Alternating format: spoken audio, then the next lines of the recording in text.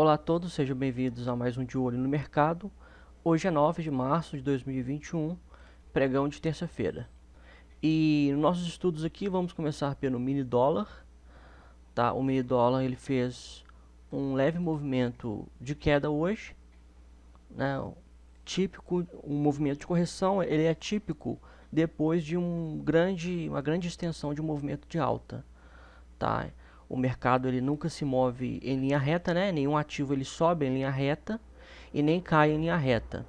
Então, como por exemplo aqui no gráfico diário do mini dólar, a gente pode ver que ele faz os movimentos de alta, eles são os movimentos de expansão e os movimentos de queda de correção, né? Então ele fez correção até a média móvel de 8 períodos e ele voltou a subir. Então, supostamente, ele está iniciando, né, um movimento de correção no pregão de hoje. Só que, analisando o gráfico de 60 minutos, a gente pode ver que o preço ele parou na média de 20 períodos. Tá? Então, a gente tem que ver se essa correção ela vai se dar na média de 20 períodos, né? Se agora ele vai retomar um movimento de alta, tá? Se esse for o caso, não vai haver correção até na média de 8 do gráfico diário, né? Se não respeitar a média de 20, ele continuar caindo, ele tem aí o limite da média de 8 períodos inicialmente. Se ele não para na média de 8 períodos, tem o limite da média de 20 períodos. Se ele não para na média de 20 períodos, ele perde a tendência de alta, tá? Ele permanece altista enquanto ele estiver acima da média móvel de 20 períodos, tá? Então no gráfico de 5 minutos, o mini dólar hoje ele espantosamente abriu em gap de baixa, né? Porque ele estava tendo um movimento de alta ontem, né? E essa alta ela foi interrompida somente porque o pregão ele acabou, né? As negociações tinham se encerrado e aí a expectativa era que a abertura de hoje se desse com um gap de alta, né? Porque você pode ver que fechou um candle de força, o último candle do gráfico de 5 minutos. Mas foi pelo contrário, né? Ele abriu em gap de baixa, se lateralizou, né? Fez movimentos aqui laterais, não conseguiu fazer um topo mais alto que o topo anterior. E aí depois ele cai, né? E aí tem dois momentos importantes aqui, né? Que ou o day trade se deu depois desse candle de força na média de 8 períodos, tá? Ou depois que ele corrigiu aqui, ó, até a média de 20 e ele caiu até a média de 200. Então esse espaço aqui também foi outra possibilidade aí de um day trade no mini dólar hoje. De qualquer forma, né, foram dois movimentos. Não foi uma tendência, né, expressiva, tá? Né, o preço ele não foi formado aí com uma tendência com um potencial grande, né, de trade. Então, o potencial hoje, a possibilidade que teve foi de 48 pontos da primeira correção na média de 8 e 20 pontos da correção da média de 20 períodos no mini índice, ou no mini dólar, aliás, tá? É muita volatilidade, né? Que está acontecendo. Quando o movimento do gráfico diário ele é contra a tendência, que foi o caso de hoje, aí tem essa volatilidade muito grande, ou seja, há uma oscilação muito grande, né, porque muitos tentam vender, mas a pressão maior ela é na ponta compradora, né, por causa da tendência, tá? Então acaba que um day trade, até mesmo na ponta vendedora aqui, ele é contrário à tendência do gráfico diário. E você tem um potencial maior de trade quando ele ocorre na direção da tendência do gráfico diário. Então, por exemplo, ontem, né, olha o candle de força aqui de ontem no mini dólar. Né, e aí a gente vai aqui para os 5 minutos, e aí você vê já esse candle de força, tá? E aí, ó, que inicia a tendência e aí pelo resto do dia, né, o dólar ele sobe, ele só sobe pelo resto do dia, tá? Então aqui, ó, quem entrou depois desse candle de força ontem, né, chegou a pegar aí, ó, 90 pontos, tá? Então você pode ver, olha só, a diferença, né, de um dia de tendência para um dia sem tendência, né, onde as pequenas oportunidades que tiveram foram contra a tendência.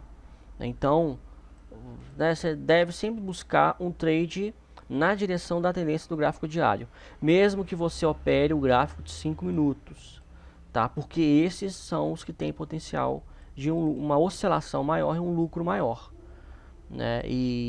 Inclusive a formação também da tendência ela se dá de uma maneira mais simétrica, porque é o seguinte, aqui hoje ele ficou oscilando, né? Aí você tem momentos em que ele anda de lado, aí ele não respeita a média de 20, que é o nosso limite, ele sobe, aí você acha que ele vai voltar a subir, ele não volta a subir, ele volta a cair.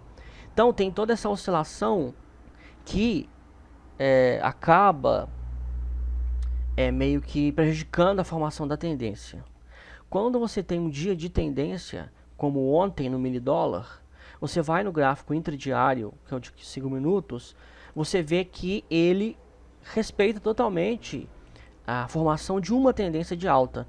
Então ele dá sinais muito claros, né? Depois, olha só, um candle de força, as médias se cruzaram e começaram a abrir um volume, o candle ele apresenta volume, tá? Então assim, é um candle barra elefante, né, cujo o setup que foi armado aqui é o setup barra elefante, e aí ele foi acionado e esse setup aqui gerou 90 pontos de lucro, né, e 90 pontos você não pega qualquer dia, tá? Então assim, né, você vê que em dias de tendência, quando você pega uma tendência é mais fácil você operar, porque a tendência ela se dá, em outras palavras, ela é formada de acordo com os livros, né? A gente estuda conforme os livros estabelecem, né?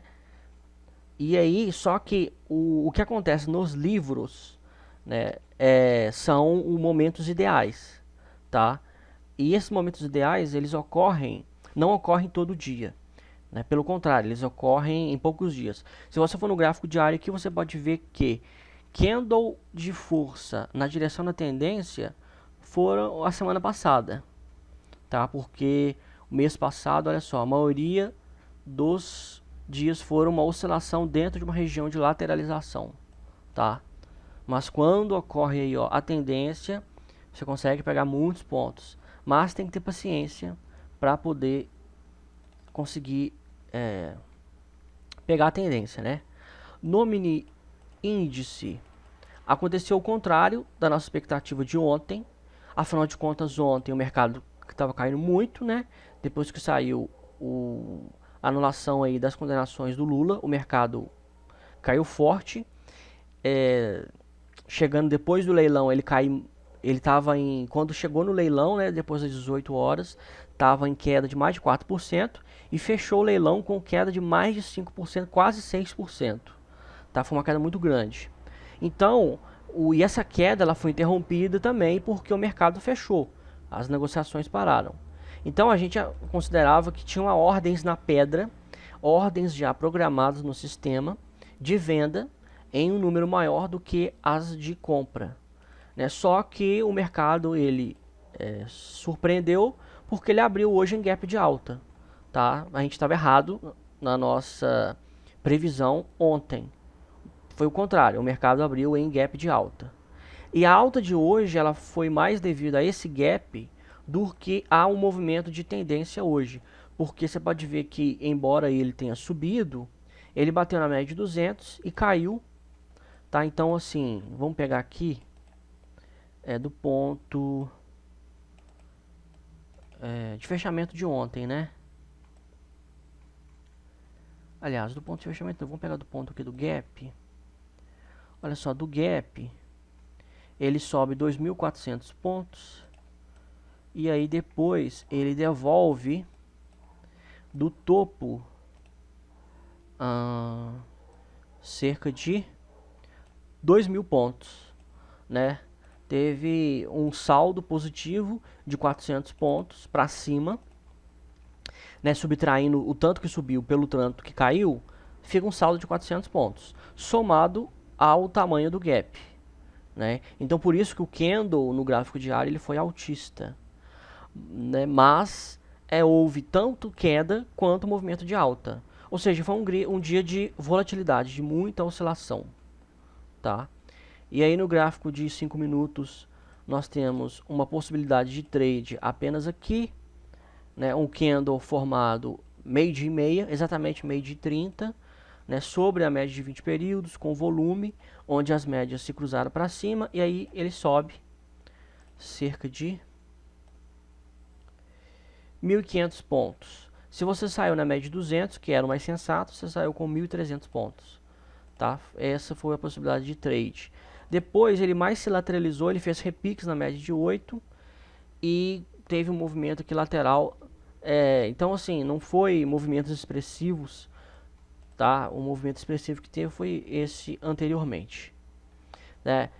Grande volatilidade também no mini índice, porque a mesma coisa que eu falei lá no mini dólar, né?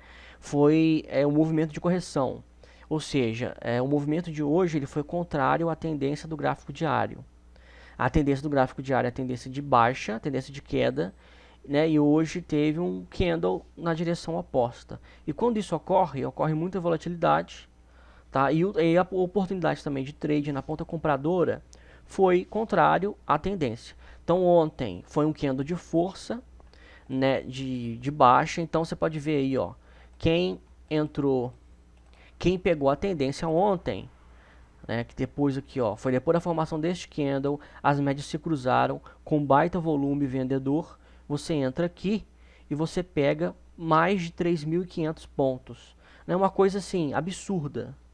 Na verdade, vamos diminuir aqui o gráfico, que eu acho que foi mais. Daqui, ó, até lá embaixo, foram 4.000 pontos. É uma coisa assim, uma loucura, né? Não é uma coisa que acontece, é uma coisa muito rara. Mas para quem opera tendência, era claro que a tendência de baixa estava se iniciando, era claro, né, a possibilidade de você pegar essa tendência e você vê que o potencial de movimento na direção da tendência do gráfico diário ele é maior. Ou seja, então ontem caiu na direção da tendência do gráfico diário, que já era de baixa. Então conseguiu pegar, depois aqui, ó, de acionar o setup, 4.000 pontos, tá? Então você pode ver que é uma oscilação muito grande, enquanto hoje foi 1.000 e poucos pontos, com risco, né? Porque foi um dia contrário à tendência. Então, resumindo, né, olhando aí o mini dólar e o mini índice, o que a gente pode concluir? Que os melhores dias dos trades no prazo intradiário são os dias em que o preço está na direção da tendência do gráfico diário. Tá? Não é porque você opera em prazos muito pequenos, como de 5 minutos, 15 minutos, que né, você vai ficar caçando o trade. Os que têm maior potencial são os trades que nesses prazos curtos são na mesma direção que os prazos longos. Então quando você tem o prazo longo, a tendência do prazo longo com o prazo curto se encaixando, você tem um maior potencial aí de lucro, tá? Então este é o cenário. Então vamos ver aqui, vamos colocar nosso gráfico de 60 minutos. Peraí, 60 minutos. Aqui no BOVA 11 fazendo também uma pequena correção também. O BOVA 11 é o ETF do Ibovespa. Small 11 é o ETF do índice Small Caps. Engraçado, né, que ele estava mais altista antes, ele custou a cair, tá? Ele demorou mais para cair do que o Ibovespa, só que agora ele está caindo mais forte. Você pode ver que o candle de hoje, do pregão de hoje, foi baixista, né, no índice Small Caps. Esse daqui é o ETF do índice Small Caps. Ou seja, se você quer operar o índice Small Caps, você tem que operar o ETF dele, Small 11. Ele se comporta como se fosse ações.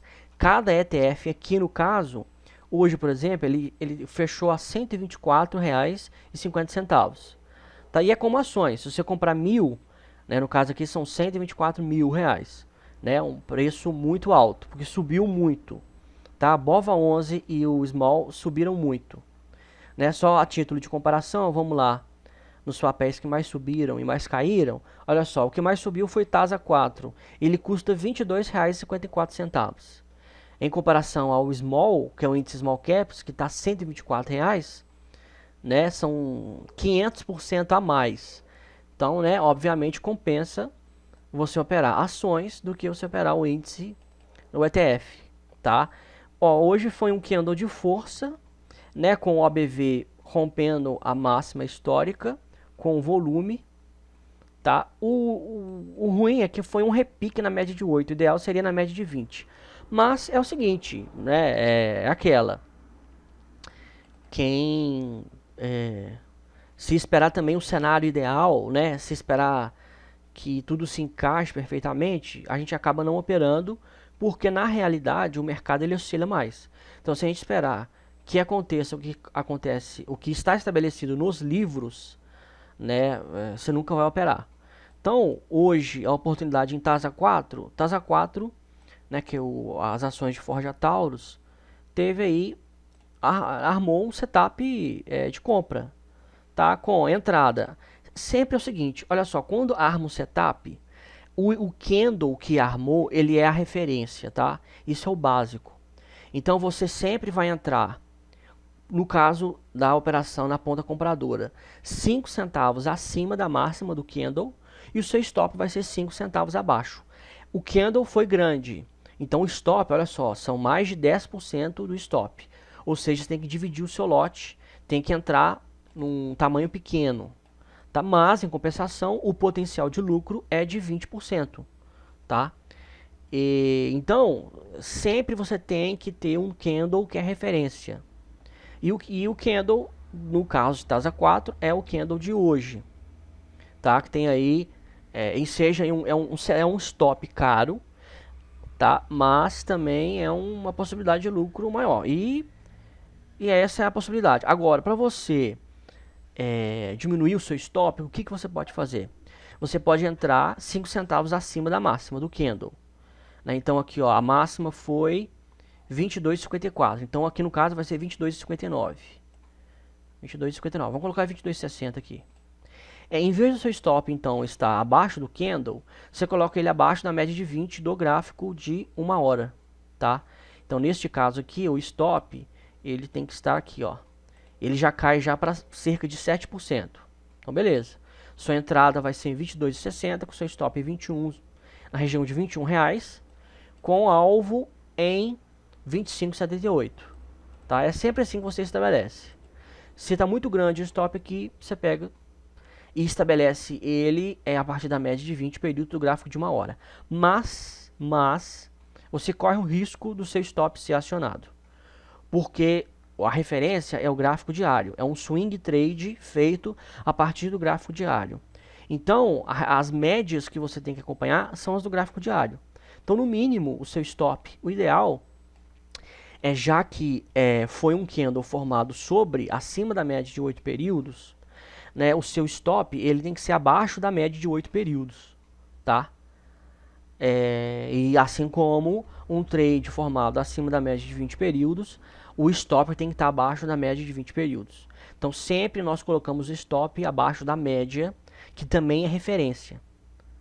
Tá? Então o candle hoje foi formado sobre uma média de 8. O ideal é que o stop esteja abaixo da média de 8. A média de 8 está em R$ 20,16. O ideal é que esteja pelo menos a R$ 20,10. Ah, é um trade, é um stop caro. Sim, é um stop caro. Mas é um candle barra elefante. É um candle de força. O que isso quer dizer? Quando um candle é formado assim, quando tem uma oscilação muito grande durante um único pregão, é sinal que entrou muitos compradores. Ou entrou aí um investidor, um trader institucional. Ou seja, um grande banco, um grande fundo de investimento que está comprando muitas ações da Forja Taurus, no caso. E aí, consequentemente, o efeito dele ter entrado, né, dessa grande compra que teve, o efeito é de que os preços eles vão subir. Isso é uma coisa natural. Por isso que acaba que o stop ele é mais caro. Só que ele acaba sendo, por ironia, é uma grande ironia, mas ele acaba sendo mais seguro, tá?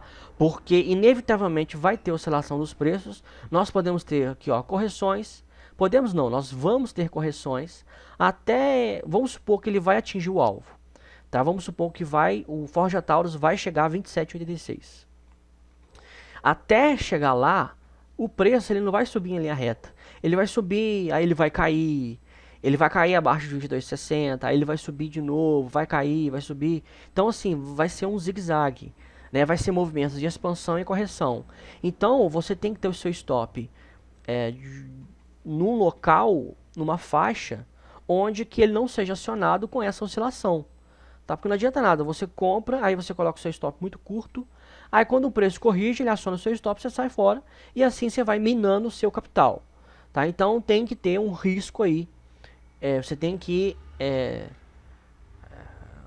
assumir um risco, né? É inevitável que você assuma um risco operando na bolsa de valores, tá? Então TASA 3 também formou um candle, foi o segundo papel que mais subiu. BIF 3 foi o terceiro papel que mais subiu, também acima aí da média de 8 períodos, tá? Esses foram os três papéis que mais subiram. CNTO3 foi o papel que mais caiu, rompendo o fundo anterior, dando ensejo aí, continuidade à tendência de baixa.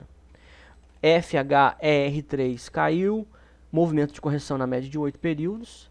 E EVEN 3, o terceiro papel que mais caiu, rompendo o fundo anterior, dando continuidade à tendência de baixa.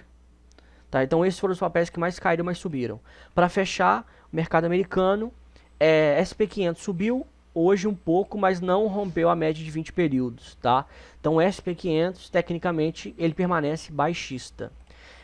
Nasdaq subiu forte hoje, mas está mais baixista do que o SP500.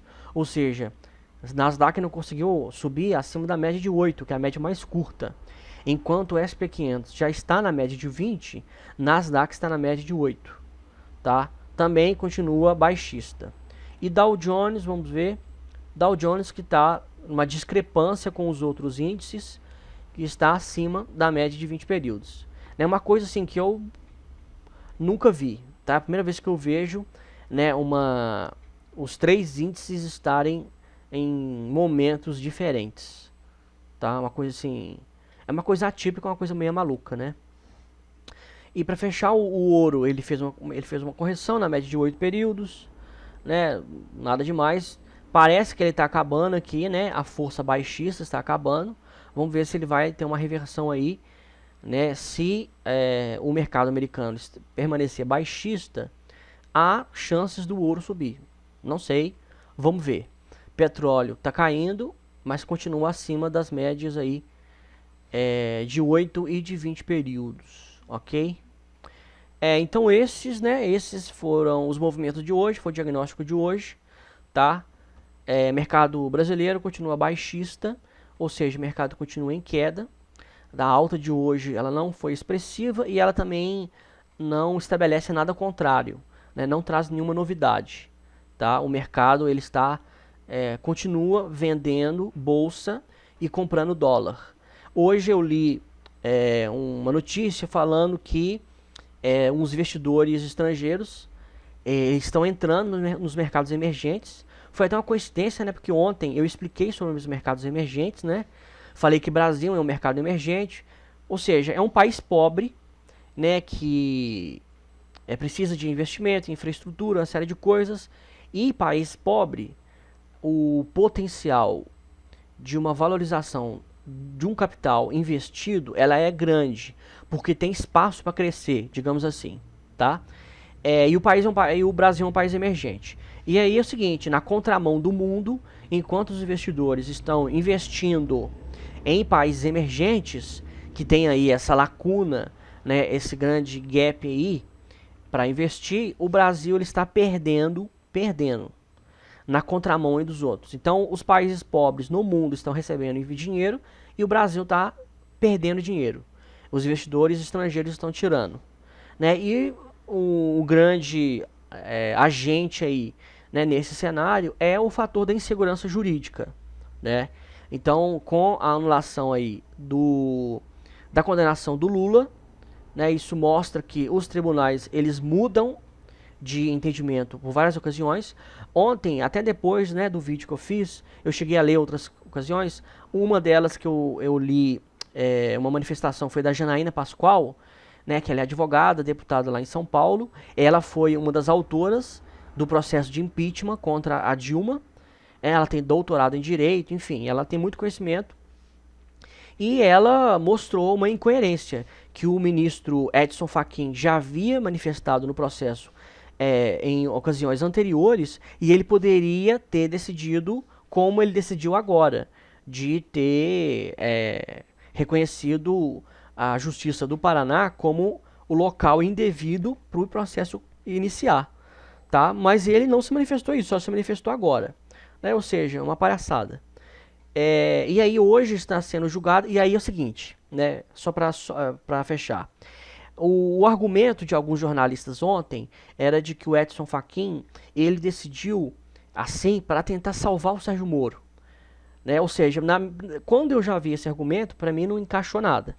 Mas eles falaram que como o Edson Fachin ele entendeu que a Justiça do Paraná era incompetente, não deveria ter sido julgado lá, o caso do Lula, etc. Então, o processo contra o Sérgio Moro, que analisava a questão da suspeição dele, era extinto. Então, o que os jornalistas falaram ontem? Eles falaram que o Edson Fachin tentou salvar o Sérgio Moro, porque com essa decisão dele, eles não vão julgar se o Sérgio Moro era suspeito. Essa expressão, suspeito, é porque é quando a pessoa, o juiz, ele é inimigo ou amigo da pessoa que ele está julgando, tá? Basicamente é isso. Ele não vai ser imparcial, né? Essa é a ideia. E aí falaram o seguinte, não, agora a gente vai analisar o mérito da questão. Só que hoje, na verdade, nem hoje, é neste momento está acontecendo o julgamento da suspeição. Mesmo com o Edson Fachin julgando ontem o Sérgio Moro como incompetente para julgar o processo, o Gilmar Mendes decidiu analisar se ele era suspeito também. Ou seja, não tem coerência nenhuma com a lei, com a jurisprudência e com a doutrina, tá?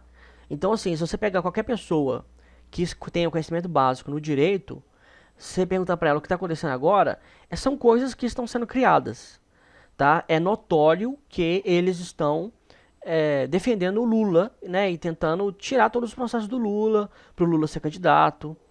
Né? Só que isso é o seguinte, isso não vai ficar só na esfera da pessoa do Lula. Tá? Todos os outros que foram condenados pelos processos, pelo juiz Sérgio Moro e tal, vão entrar com o processo. A justiça agora vai ser inundada. Então aí a pergunta é a seguinte, e os bilhões, são mais de 20 bilhões que a Petrobras conseguiu levantar da corrupção. E aí? E aí esse dinheiro foi levantado? E teve até um cara que escreveu aí no Twitter, eu achei até muito engraçado, falando que o Palocci, né, que o Palocci, ele era o ministro da Fazenda, né, na época da Dilma, e ele fez delação. Olha pra você ver, né, ele delatou, ele contou como que o Lula e ele roubaram. Ele, junto com o Lula, arquitetou toda a situação toda. E aí, o que ele fez? Para ele não ir para cadeia, para a família dele não ir para cadeia, etc e tal, para não perder, né, todo o patrimônio, ele decidiu devolver 150 milhões. Né? E aí agora eles anulam o processo do Lula. Né? Então, assim, o cara escreveu lá que, olha, quem está arrependido foi o Palocci de ter devolvido 150 milhões. Ou seja, é uma loucura. São coisas assim... acho que se fosse coisa de filme, as pessoas até não iam gostar porque ia ser muito irreal, né? Só que é o que está acontecendo, né? Olha só, os camaradas foram condenados, eles confessaram o crime, devolveram o dinheiro para não ser preso nem nada, e agora outros juízes vão lá e anulam o processo do Lula. E aí isso vai dar margem para esses caras que devolveram o dinheiro, que confessaram que roubaram, terem as condenações anuladas. sendo que eles confessaram, eles mostraram como eles roubaram. Não foi só, eles não chegaram na justiça lá e falaram que a gente roubou, o Lula roubou também. Não. Eles têm que falar, olha, a gente roubou no dia tal, a gente movimentou o dinheiro do contrato tal, aí tem que pegar o extrato do contrato, tem que pegar a movimentação financeira, tem que pegar o contrato, mostrar o que foi ilegal. Enfim, foram anos e anos aí, né, de processo judicial para agora tá acontecendo toda essa palhaçada. Então, o que isso demonstra? Isso demonstra que a lei, ela não é cumprida. É simples assim. A lei não é cumprida, não há segurança jurídica. E o investidor estrangeiro, que movimenta bilhões de dólares, não é nem de reais, são bilhões de dólares, e esse dinheiro do estrangeiro, que poderia entrar no Brasil e melhorar a economia do país, ser usado aí para investimento para, enfim, valorização, para aumentar o consumo, uma série de coisas, esse dinheiro não vai vir, tá? Não vai vir, simples assim, porque no Brasil a lei não funciona. E os juízes, principalmente os ministros do STF, né, eles decidem conforme o freguês, conforme o cliente. Chegou lá os caras que fizeram delação, condenaram todo mundo. Né? O Palocci tem que devolver 150 milhões. Chegou lá o Lula, eles anulam o processo. Né? Então, assim, quem sabe ler, um pingo é letra. Quem é uma pessoa que tem sanidade mental, né, a pessoa consegue entender que o mecanismo não tem lógica, o encadeamento dos fatos não há lógica das decisões que estão ocorrendo com o encadeamento dos fatos. Tá? Então, tem que ficar, isso é uma coisa que tem que ficar latente, né? É uma coisa que é uma convicção que você tem que ter, tá? Porque quando você vai operar nos mercados, a gente sempre fala, né, em finanças comportamentais, em psicologia financeira, fala sobre o viés, né? Cada investidor tem o seu viés, ou seja, o seu ponto de vista, né? E o viés do mercado da Bolsa Brasileira hoje é de baixa e é de queda. E nós temos vários fatos que corroboram, que sustentam esse viés. E essa insegurança jurídica é um desses fatos, tá? Então, só para esclarecer e detalhar mais essas questões. Então, eu vou ficando por aqui. Qualquer dúvida, estou à disposição. Um abraço a todos e, se Deus quiser, até amanhã.